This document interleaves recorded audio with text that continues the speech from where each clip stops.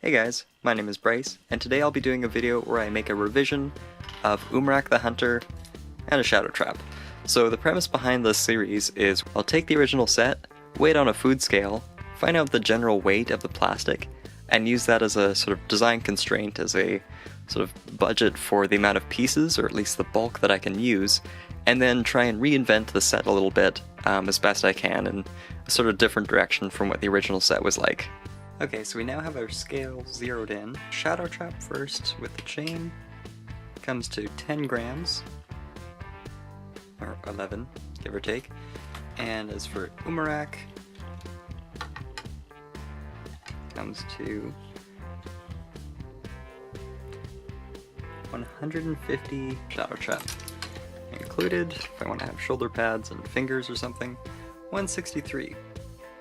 Don't know how that math works out, but that's where we're at.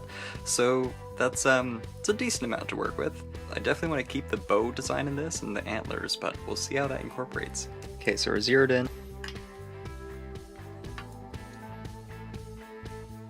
So with Umarak on, total comes to 163. Now the reason why to focus on Shadow Trap first is that it only has a small horn on the back. As to having the chain, is that chain makes noise. It's meant to be a stealthy attacker, and yet it makes noise as plastic, let alone the metal equivalent of steel, or in this universe's proto-steel, essentially.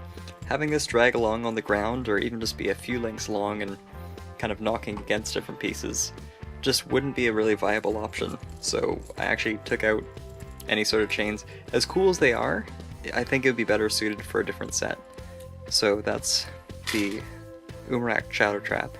And now for Umarak himself, I'm just going to tilt the camera for you. Now this Umarak that I designed was primarily for stealth and for sort of essentially turning the bow not only into a bow weapon, but also turning it into a bladed weapon, where these horns are longer and everything and have a bit more reach, and they would make really good claws. However, being able to sort of batter somebody is much less effective as opposed to having blades along it and things like that. This is what it looks like when Umarak is taking aim. He's actually able to take it right up against his line of sight and sort of see down into where his blasts are going to directly go to. So he's actually able to target much better with a bit more flexibility in his shoulders. He's got a lot of range of motion, but also not only having the ability to pivot from the waist, but also having so much shoulder mobility allows for him to essentially turn this sideways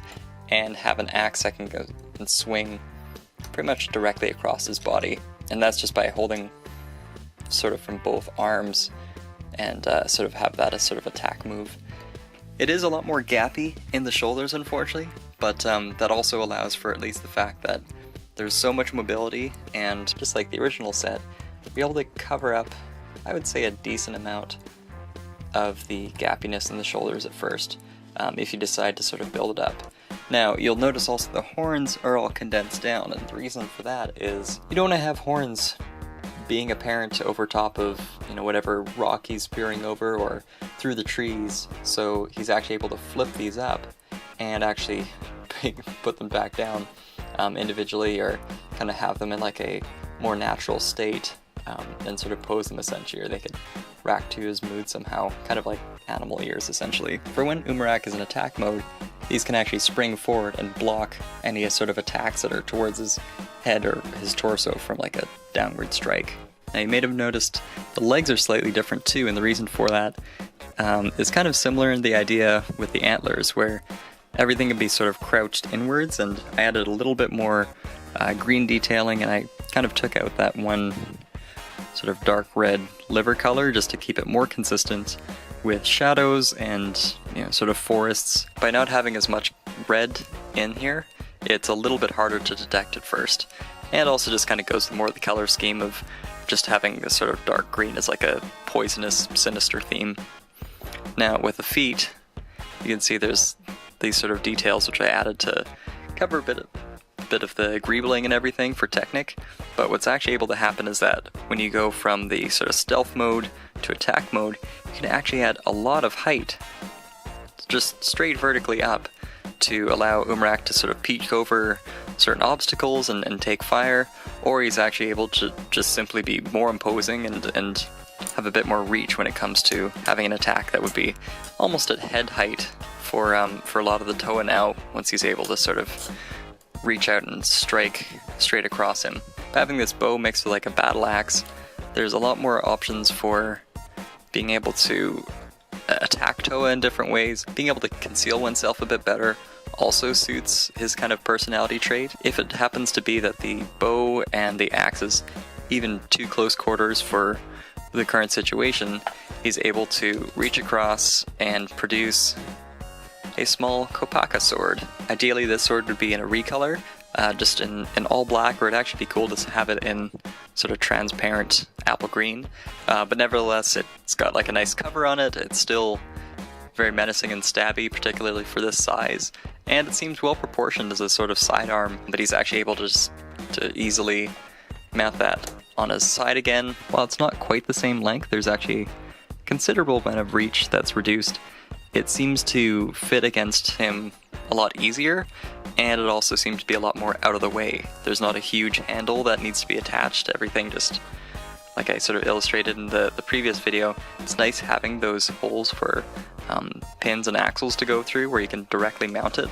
Otherwise this would just be more stuff to lug around, and also the whole point of testing with the food scale here is that it seemed like plastic that could have been used in a better way to add more detail to the horns and things like that. Overall the bow hasn't changed all that much. I even added essentially just the ammo to be carried right behind the bow, and it's still easy enough to actually grip onto and not send the studs flying around, but it's still like a pretty sleek construction, just all things considered, with not wanting to add this to be too bulky, even just to risk any sort of balance issues. The reason why I haven't really shown the back is that the back hasn't changed all that much. I've really just essentially reoriented the way that the arms work, and they just fly along freely. The back I wanted to keep the same way, just so that everything can be united with still fairly easily. The horns changed a little bit by adding these vines on the back. Just wanted to have a bit more of a plant life sort of feel, even though this may bother some builders that the arms kind of move around quite freely with only a little bit of the blue pin friction. The ability to be able to quickly draw the bow and take aim quite close to Umarak's face to get a very precise shot fired is really ultimately the best for posing as opposed to anything else, and again, makes for a really good archer this way. So this concludes my video of Umarak the Hunter in the revised version that I built. I wanted to capitalize on Umarak's original strength before he became Umarak the Destroyer, thanks to this mask, and that was just the element of surprise. So being able to repurpose a bow into a battle axe, or having a hidden knife, or being able to reveal horns for both attack and defense, all sort of seem to be within his mode of operation essentially. Out of curiosity, please leave comments down below of what you think of the MOC, and if you have any suggestions for new videos and things like that you guys would like to see for the channel, because even though Bionicle is discontinued for now, for however long it may be, I'm definitely going to keep putting out more videos of this line because it's a really fascinating, original intellectual property, so I'll keep running with it as long as you guys like, and that could be some time, so look forward to that. Anyway, thanks for watching guys, and I'll see you next time.